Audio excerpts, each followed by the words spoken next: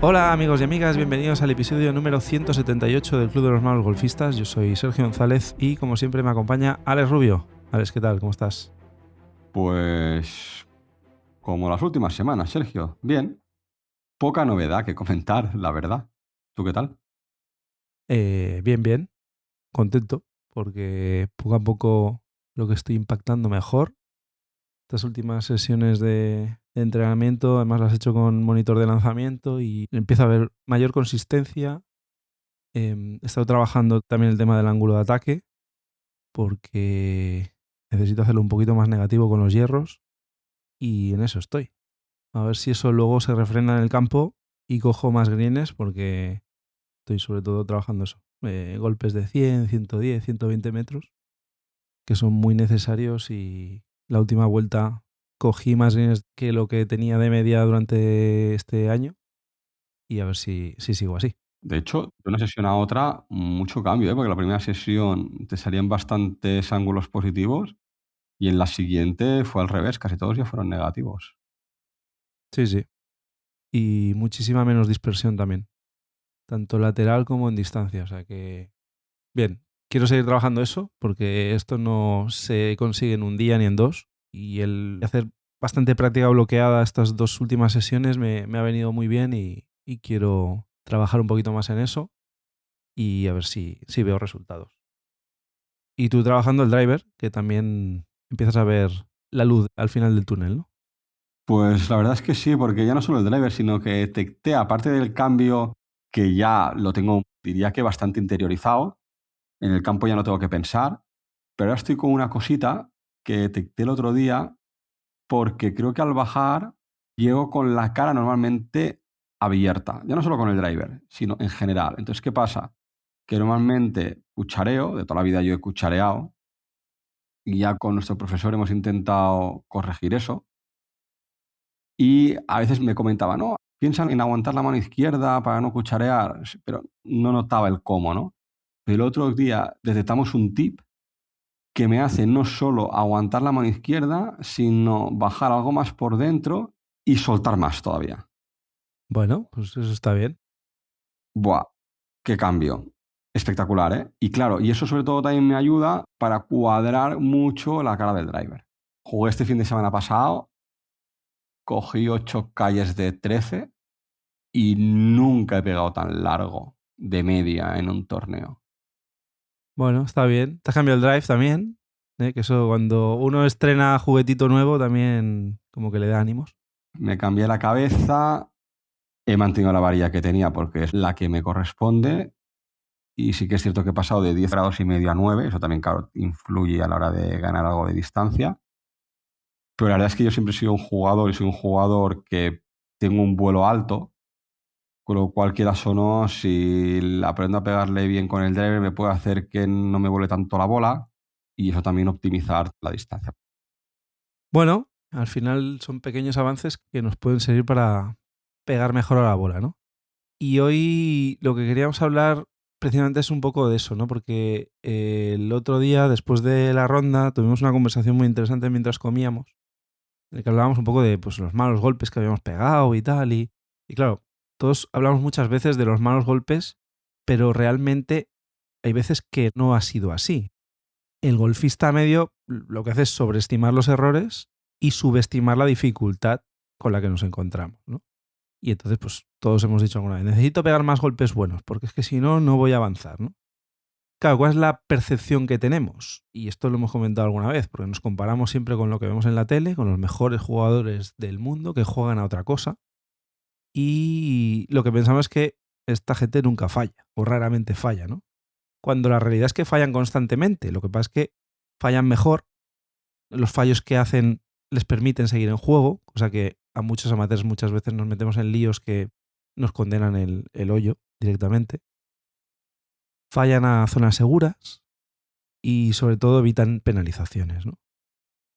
Pero también, Sergio, piensa que los recursos que tiene un pro, un jugador de élite de los de la tele, a la hora de hacer un tipo de golpe, no son los mismos que tenemos nosotros. Quiero decir que también es más fácil para ellos, como tiene que ser así, ¿eh? Por eso son los de la tele, fallar mejor. Sí, sí. Y ese es el gran error, ¿no? Comparar nuestro juego con lo que vemos en la tele, ¿no? Porque un golpe, vamos a llamarle no perfecto, puede ser estadísticamente bueno para el nivel que tenemos, ¿no? Ujú. Porque muchas veces pensamos, con el drive, si no voy recto y si no hago la máxima distancia, el golpe es malo. O cuando estamos con los hierros, ¿no? Tengo la percepción de que si no he cogido el green, pues a lo mejor es un fallo bastante notable, ¿no? Cuando un hierro que queda cerca de green puede ser un gran golpe. Fallamos muchos greens en todos los niveles de juego, ¿no? O el juego corto, ¿no? Esa percepción de que si no la dejas dada, no ha sido un buen chip. Bueno, puede ser que no la hayas dejado a 1 metro, sino que la hayas dejado a 4 y aún así, pues estés ahí dentro de la media, ¿no?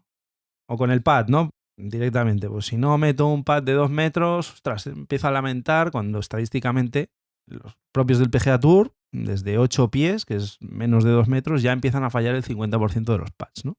Con lo cual es algo que es normal incluso en profesionales. De hecho, hay que ser consciente de cómo hay que analizar esto, ¿no? Quiero decir, cuando tú estás en un campo de prácticas, lo hemos hablado alguna vez, ¿no? Que tanto con el drift como con los hierros, marquémonos objetivos en el sentido, vamos a poner una bandera y supongamos que la calle, en el caso del drive, son pues 15 metros a la derecha y 15 metros a la izquierda. Entonces tú ya sabes más o menos dónde están los límites. Y empieza a tirar drives a conciencia a ver si los metes ahí. O con los hierros. Nosotros cuando tiramos tenemos un green allí a unos 125 metros. Entonces, cuando tiramos cierto hierro, el nuestro, pues apuntamos a esa bandera que hay allí. Realmente, ¿cuántas bolas acaban en ese green? ¿Cuántas veces es un bote cuya dispersión lateral es poca? Bueno, pues hay que analizarlo, ¿no? Porque a veces tú dices, no, mira, pues he botado 3 metros a la izquierda de la bandera. Piensas, va, es green. Pero es que según qué green estés tirando, no estás en green, estás en bunker. Y luego, en cuanto al juego corto, al nivel de chip, ¿qué dice la estadística del chip más pad? Habría que mirarlo, en función de tu handicap para ver si realmente tienes que dejar tantas bodas dadas o no. Y para mí lo más básico es el pad. Ostras, es que he fallado el pad. No, no. Es que tú estás apuntando ahí y tú has tirado el pad donde estás apuntando con la cara del palo. Lo que pasa que has tenido una mala interpretación de la caída, pero técnicamente ese pad está bien ejecutado. Con lo cual, ¿eso es un mal golpe? Depende. Para mí, a nivel ejecución no, a nivel resultado puede ser que sí. Entonces, claro, hay que también ser conscientes de hasta qué punto un golpe es malo o no es malo. Eso es. Entonces, claro, os preguntaréis, ¿cuál es el verdadero criterio para evaluar si un golpe ha sido malo o no, ¿no?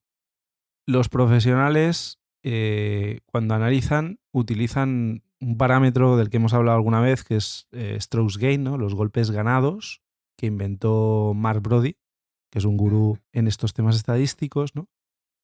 Y realmente, pues, es el mejor ejemplo o la mejor forma de evaluar que un golpe sea malo o no, ¿no?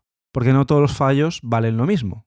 No es lo mismo fallar un green por 2 metros, que tiene un bajo coste en este parámetro, ¿no? De strokes gain, de golpes ganados o golpes perdidos respecto a la media, que ir al agua y penalizar, ¿no? O fallar un pad de 2 palmos, que tiene un coste medio alto, ¿no? Entonces, la idea es que cada jugador debe compararse con su propio nivel para evaluar si un golpe en concreto está mal hecho o no. Y entonces, ¿dónde pierden golpes típicamente los jugadores en función de su handicap? Pues al final un scratch, un handicap bajo, sobre todo en hierros largos y precisión. ¿Por qué? Pues porque van muy largo. Y al final, cuanto más largo vas, el mínimo error en la ejecución te puede provocar una cierta dispersión y te puede penalizar mucho, ¿no?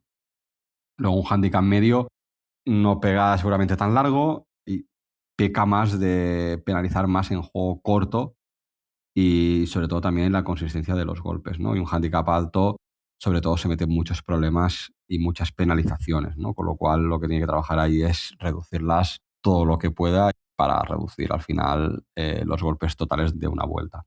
Ujú. Que hablábamos siempre de reducir los triples bogies, ¿no? Y dobles bogies en lo posible. Claro, todo esto además tiene un componente psicológico porque la percepción de un mal golpe muchas veces es más emocional que objetiva, ¿no? Tenemos esa memoria selectiva donde muchas veces recordamos más lo malo que lo bueno tenemos expectativas muchas veces irreales, esto también lo hemos comentado muchas veces, ¿no? Mm. Pues nos imaginamos la vuelta, en nuestra cabeza visualizamos esos golpes perfectos, pero la realidad es que hay muchos parámetros que pueden influir, desde tu estado físico en ese día, desde la situación del campo, las condiciones climáticas o sensación de ansiedad porque llevas muchas vueltas seguidas en las que no estás cumpliendo handicap o ese día te estás jugando el handicap porque sabes que se te va una buena vuelta, ¿no? Pues eso te tiene que afectar. Y luego esa cultura que tenemos muchos de perfeccionismo en el golf, sobre todo los que jugamos torneos y competimos, más que los que juegan por ocio, que a lo mejor se lo toman de otra forma, pero claro, aquí estamos viéndolo desde el punto de vista de golfistas que están realmente buscando pues, competir en torneos y bajar handicap, ¿no? Entonces, pues muchas veces el problema no es tu golpe, sino el estándar contra el que te comparas y eso te afecta emocionalmente. Bueno, como decía Alex, ¿no? El buen golf no es evitar fallos, sino evitar los fallos caros. Y claro, ¿cuáles son los fallos caros? Si nos ceñimos a el concepto este de strokes gain, pues lo podemos saber gracias a herramientas como Arcos Golf o ShotScope, que son herramientas en las que recogen datos y en función del tipo de golpe que estás pegando, la distancia que haces y el resultado final, pues te dicen esa información de si has perdido o has ganado golpes, ¿no? Entonces, claro, tú te comparas con tu nivel de referencia o con el nivel al que quieres llegar, porque esa es otra forma de avanzar, decir, pues mira, a ver cuántos golpes me estoy dejando en juego corto respecto al handicap 20, porque soy handicap 25 y quiero bajar 5 puntos, ¿no? Pues ahí tienes esas estadísticas que tú puedes ver. Para los que no sepan cómo funciona esto de los strokes gain, un ejemplo rápido. Si desde 135 metros la media dice que necesitas 3 golpes para invocar y tras tu golpe ahora necesitas 2,4, pues has perdido 0,4 golpes de strokes gain, porque si hubieras hecho el golpe que tocaba, necesitarías 2 golpes para invocar y ahora como estadísticamente necesitas 2,4, pues has perdido ese 0,4, ¿no? Ujú. Entonces, claro, aquí es donde podemos mirar a nivel estadístico cuándo es un golpe bueno, cuándo es un golpe aceptable, cuándo es un golpe regular o cuándo es un golpe malo, ¿no? Pues un golpe en el que consigues ganar strokes game, pues es un golpe muy bueno, ¿no? Si pierdes unas décimas, 2, 3 décimas, pues bueno, es un golpe aceptable, es una pérdida leve en ese golpe, pero que está dentro de la variabilidad normal de lo que es el juego, ¿no?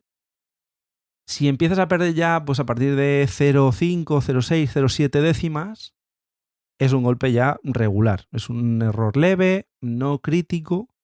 Hay muchos en cada ronda de este tipo, pero que si acumulas muchos de estos, pues evidentemente luego pues, te penaliza y acabas seguramente no cumpliendo handicap, ¿no? Y luego hay los errores ya graves, en los que pierdes pues más de 0,7 décimas, hasta 1,2, 1,3, en los que ya tienes un error claro. Ese sí que es un golpe que se puede decir que es malo. Y luego ya, pues cuando entras en penalizaciones, pues ya son errores muy graves y golpes muy malos, que esos sí que son los que realmente puedes decir que son desastrosos, tanto para tu vuelta, resultado final, como para tu handicap. Ujú. Al final el objetivo es generar algún golpe muy bueno donde ganes stroke gains, porque muchos van a estar entre 0 y 0,5 de pérdida, van a ser golpes buenos, aceptables o regulares, y lo que hay que evitar son los golpes desastrosos, los que son penalizaciones. Pero eso siempre hablamos de que hay que reducir al máximo las penalizaciones, que son las que nos llevan normalmente al doble bogey o la raya. Claro, aquí depende también del nivel de handicap. No es lo mismo un golpe aceptable para un handicap medio que para un handicap bajo o un handicap alto. ¿Vale? Para un handicap bajo los errores son más costosos. Perder 3 décimas, luego recuperarlos cuesta mucho más que si eres un handicap medio, ¿no? O al revés, si eres un handicap alto, tienes mucha mayor tolerancia al error porque la variabilidad es mucho mayor y por tanto hay más golpes recuperables. Puedes hacer un golpe más o menos decente que para el nivel de un handicap alto te permitiría recuperar strokes gain respecto a otros jugadores del mismo nivel, ¿no? Y luego, claro, para entrar un poco más en detalle, ¿qué diferencias hay entre niveles, no? Pues en cuanto al drive, para los handicaps altos, lo importante es ponerla en juego. Aquí los handicaps altos son los que más dispersión van a tener y normalmente con este tipo de golpe, con este tipo de palo, el hook, el slice puede aparecer de manera muy habitual y es donde muchas veces los fuera de límites, barrancos, aguas pueden aparecer. Con lo cual, lo importante aquí para handicaps altos es no penalizar y avanzar metros.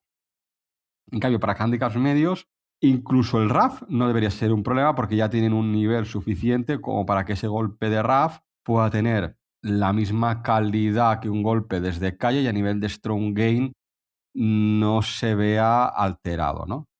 Y para handicaps bajos, pues penaliza mucho la pérdida de posición. Hay que ser muy fino con el drive en la salida, ¿no? Si nos vamos a los hierros de 120 a 180 metros, esos golpes a green, esos approaches, un handicap alto, el objetivo no es llevar la green. Si ya la deja cerca, ya es todo un éxito. Al final, un handicap alto es handicap alto y tiene esos puntos en cada hoyo, ¿no? Por algo están, no para hacer greens en regulación. Con lo cual, lo importante es avanzar, ¿no? Un handicap medio debería evitar bunkers, es decir, a lo mejor no llevar la green, pero que estés en un antegreen, que estés corto de green, que estés en un rough y que tengas luego un golpe de chip bastante cómodo. Y en handicaps bajos, el objetivo tiene que ser dejarla en green o ante green, tratando de evitar el RAF, porque ahí pues donde van a perder golpes seguramente, porque dejándola en RAF, un handicap bajo está más que obligado a hacer chip y pad y ya sabemos cómo se comporta la bola golpeándola desde RAF versus golpeándola desde un ante green, ¿no? En cuanto a juego corto, al final todo el mundo dice chip y pad. Vale, pero aquí vamos a diferenciar un poquito entre ese golpe de chip, que es lo ideal, es decir, a cuántos metros habría que dejar la bola de bandera, ¿no? Evidentemente, un chip que no la metas en green va a ser un error muy grave, tanto para handicap bajo, medio o alto, ¿no? Pero un handicap alto debería dejar la bola entre 5 y 8 metros, ya sería más que aceptable, luego ya pateará, ya hablaremos del pad. Un handicap medio entre 4 y 7 metros, y un handicap bajo, menos de 5 metros sería un golpe regular, lo tiene que dejar más cerca, ¿no? Evidentemente pensaréis, es que yo soy handicap 24 y a veces dejo chips dados. Sí, y hay ganas, stroke gains. Pero ¿cuántos chips metes sapo que no lo dejas en green o filazos si te vuelas el green? Al final hay que hacer una media de todos los chips que hacemos, ¿no? Y luego el pad desde 10 metros, los del PGA Tour la dejan a un 10% de la distancia que tenían, es decir, a 1 metro. Si estamos hablando de 15 metros, pues la dejarían como mucho a 1,5 metros.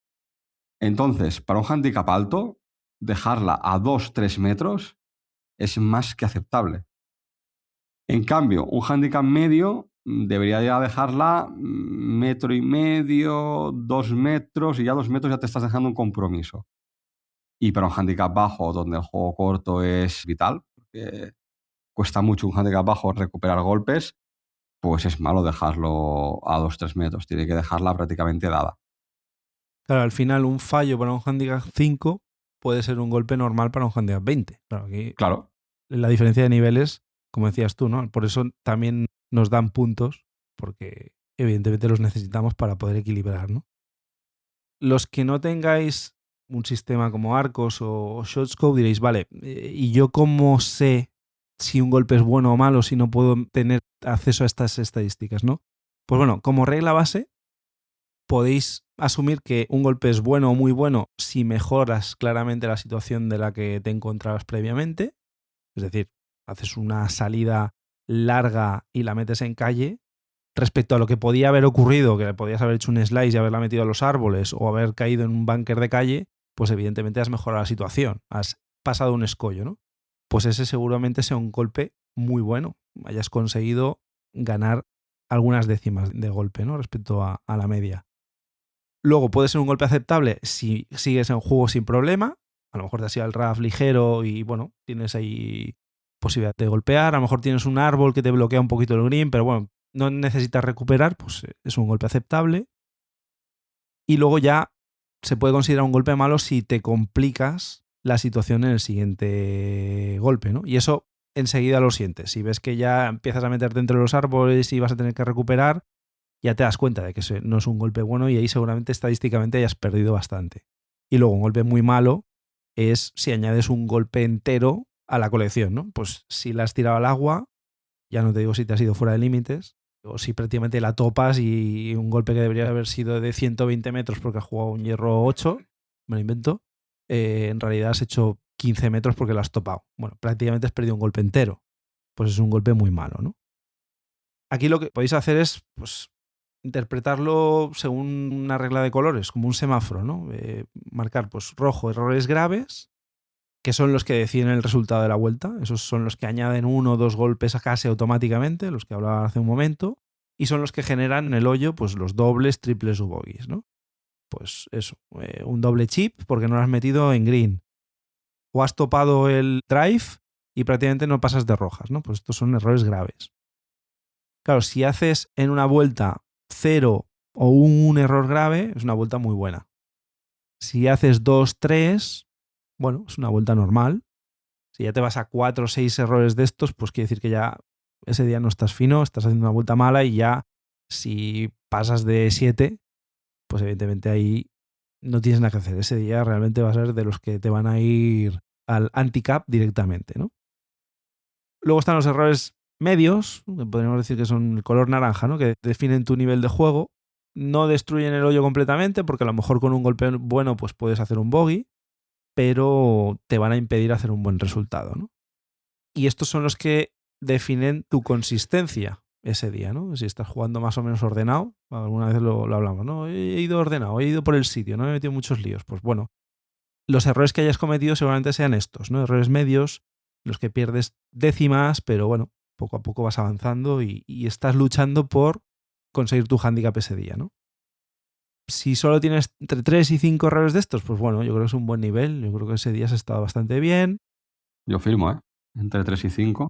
Sí, sí, desde luego. Si tienes entre 6 y 10, pues bueno, estás ahí, en la media. Igual ese día pues no haces 36 puntos, pero igual te pones en 30, estás ahí. Y ya si haces entre 10 y 15 errores de estos, pues evidentemente ahí empiezas a sumar y ahí sí que pues empiezas a penalizar, ¿no? Y luego pues están los golpes más aceptables, que podríamos decir pues, de color verde, ¿no? Que apenas influyen en el resultado final. Realmente golpes positivos en los que ganas respecto al resto de oponentes no vas a hacer muchos durante el día. Pero bueno, siempre lo que tienes que hacer es intentar tener algunos de estos porque lo que te hacen es mantener el juego en marcha, aunque no compensan errores graves. Si tú lo has tirado al agua o te has ido fuera de límites, no vas a compensar con 2 o 3 golpes de estos un golpe fuera de límites, ¿no? Pero es lo que hablamos siempre, ¿eh? Que al final es mejor reducir problemas que no pegar grandes golpes. Es decir, yo creo que es mejor hacer 0 golpes buenos de los que ganes stroke games y 0 golpes muy malos, es decir, los errores graves, que no 6 golpes buenos y 3 errores graves. Porque al final los errores graves yo creo que te van a lastrar mucho más la vuelta. Exacto. Entonces, básicamente lo que puedes hacer es, te puedes apuntar, ¿no? El número de errores graves que has hecho y te preguntas cuántos hoyos has perdido por eso. Luego te apuntas en el número de errores medios y pasas de los golpes buenos aceptables. Porque aquí lo que quieres es ver si realmente has pegado muchos golpes malos o no, ¿no?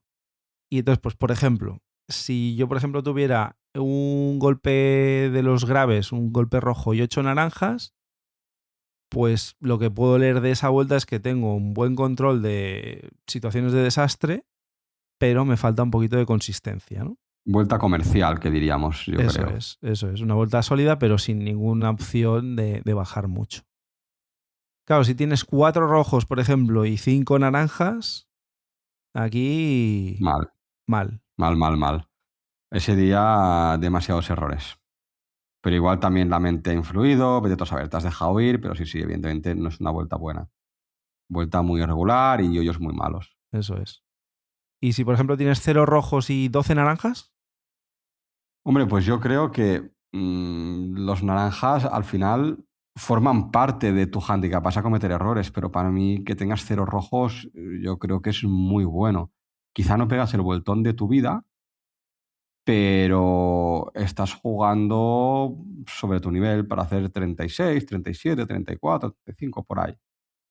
con lo cual aquí os podéis poner ese reto, ¿no? De decir, bueno, voy a jugar 9 hoyos y mi objetivo es tener 0 rojos. Voy a ver si lo consigo, ¿no?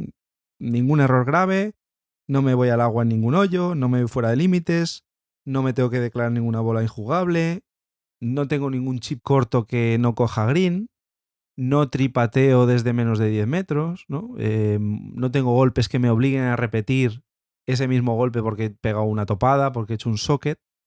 Bueno, vamos a ver si podemos conseguirlo, ¿no? Al final no importa el resultado del hoyo, aunque si consigues que no haya un error grave, seguro que no va a ser malo. Y vemos en ese reto a ver cuántos hoyos sin error grave puedes conseguir de 9, por ejemplo. Pues es interesante, ¿no? Porque al final te puedes marcar unas notas de decir, pues mira, si los hago todos, pues reto superado, ¿no?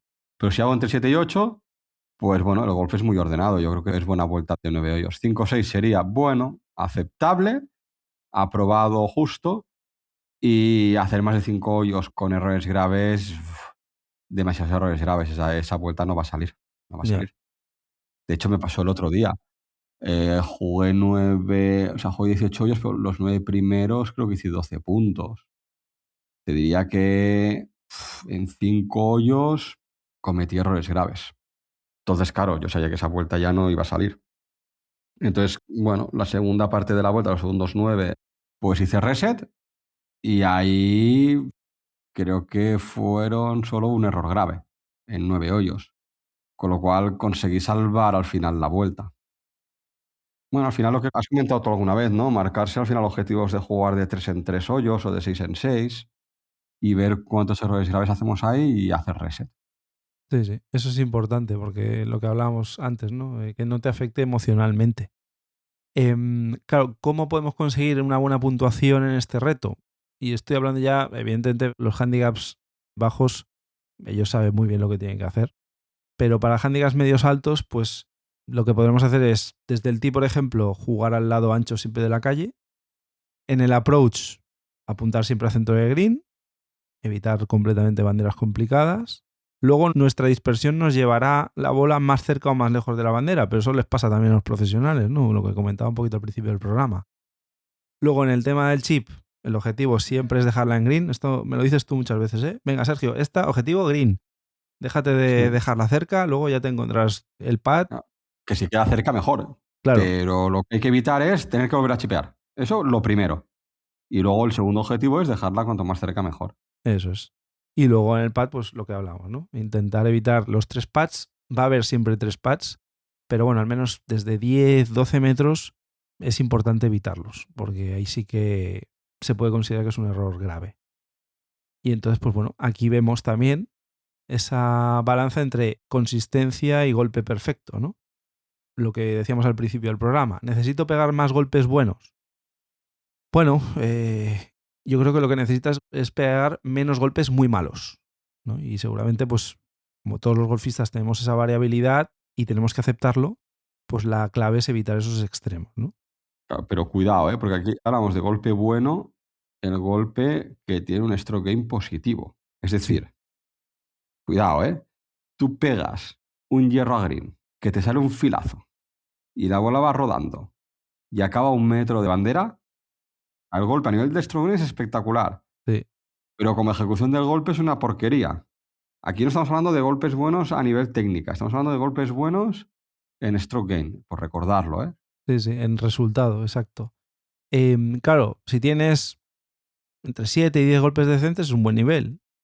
Pero si por contra haces 3 golpes muy buenos y 2 desastres, eso te va a llevar a peores resultados. Yo prefiero tener 7, 10 golpes decentes y ir avanzando poco a poco y no hacer grandes desastres, ¿no? Eso te va a llevar siempre a lo que decía Alex en algún programa anterior de mis 32 puntos, mis 34 puntos, los tengo ahí. Esa vuelta, si no me entra entre las 8 mejores, por ahí andará.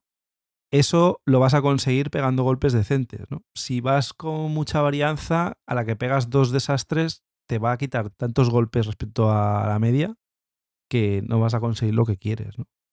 Porque el handicap no baja por tus mejores golpes, baja por mejorar tus peores golpes, ¿no? Eso lo decimos muchas veces. La diferencia en estadísticas de Verdis, por ejemplo, entre un jugador Scratch y un handicap 20 es de 2, para que os hagáis una idea, ¿no? Aquí la clave es que los Scratch no hacen muchos más golpes buenos, sino muchos menos golpes muy malos. Claro. Es lo que hablamos siempre. ¿Qué es mejor hacer? ¿Más birdies o menos dobles bogies? Al final todo se traduce en eso. Todo lo que hemos hablado hoy de los stroke gains y los golpes buenos y malos se traduce en que hay que reducir las rayas y los triples y los dobles. Sí, exacto. Con lo cual, como resumen, la frase esta de necesito pegar más golpes buenos, que seguramente nos sonará, casi todos lo hemos dicho alguna vez, no es real. Sí, evidentemente, cuantos más golpes buenos hagas, mejor, pero lo que tienes que hacer es ser lo más consistente posible, evitando grandes desastres. Cuando vas por el sitio, además, es que el golf se simplifica. Esta sensación segura que la habréis tenido cuando vais más o menos en una vuelta ordenada y dices, ostras, pero hoy parece que como que se me da mejor este deporte, ¿no? Como que es más fácil de lo que otros días percibo. Y básicamente es eso, evitar los grandes desastres que se traducen en pérdidas de golpes de forma muy rápida. Así es.